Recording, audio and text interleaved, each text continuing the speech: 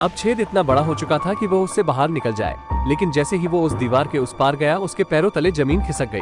वो बाहर की दुनिया में नहीं बल्कि वैसे ही एक और कमरे में आ गया था। उसकी सारी मेहनत बर्बाद हो गई थी। वो निराश होकर पागलों की तरह लोहे का दरवाजा पीटने लगा। थोड़ी देर बाद उसकी नजर कैमरे में पड़े एक लाल ताबूत पर गई। उसने ध्यान से ताबूत को खोला तो उसके अंदर एक सुंदर सी लड़की थी, लेकिन उसने उसे जगाया तो वो बहुत बुरी तरीके से डर जाती है। वो आदमी उससे बात करने की कोशिश करता है, लेकिन पता चला कि वो एक दूसरे की भाषा नहीं समझते थे। वो लड़की डरकर उसी के पुराने कमरे में चली जाती है। वो आदमी बहुत थक जाता है, इसलिए वो उस ताबूत में ही सो जाता है। लड़की फिर से आकर उस आदमी को सुरंग का काम जारी रखने को कहती है, लेकिन आदमी बहुत थक चुका था, इसलिए वो काम करने की हालत में नहीं था। फिर वो लड़की खुद ही सुरंग खोदना चालू कर देती है। थोड़ी देर बाद लड़की को पेशाब आ गई और वो दूसरे कमरे की तरफ भागी, लेकिन आदमी ने उसे वही रोक दिया। वो इशारे से उसे समझाने लगा कि उसने 3 दिनों से पानी नहीं पिया है और उस लड़की का पेशाब उसके लिए किसी जन्नत से कम नहीं था। लड़की ने थोड़ा हिचकिचाते हुए उसके जूते में पेशाब कर ही दिया। अपनी जान बचाने के लिए उसे यह वाहियात काम करना ही पड़ा। पार्ट 3 के लिए लाइक एंड कमेंट करें।